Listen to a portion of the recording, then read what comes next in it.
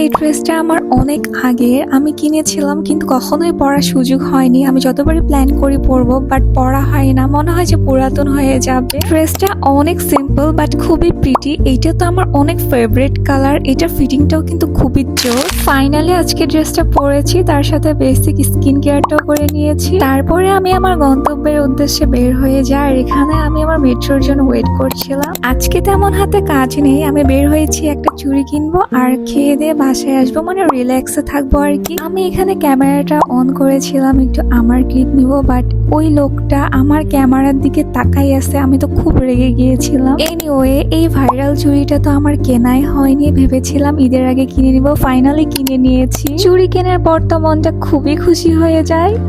It's an emotion for every girl. সেই খুশিতে চলে আসি একটু রেস্টুরেন্টে খাওয়া দাওয়া করতে। আর আমি যখনই খাওয়ার কথা চিন্তা করি, খানাস ছাড়া তো কিছু ভাবি না। আমি অর্ডার করেছিলাম এই উইংসটা, নামটা ঠিক মনে নেই বাট এটা একটা বেস্ট উইংস ছিল। সাথে অর্ডার করেছিলাম এই স্মোকি স্যান্ডউইচ, এটা আমার অ্যাজ ইউজুয়ালি খাওয়া হয়। অ্যান্ড লাস্টে একটা আউটফিট চেক দিয়ে দিলাম। So that's it for today, see you in next video. Till then take care, আল্লাহ হাফিজ, বাই বাই।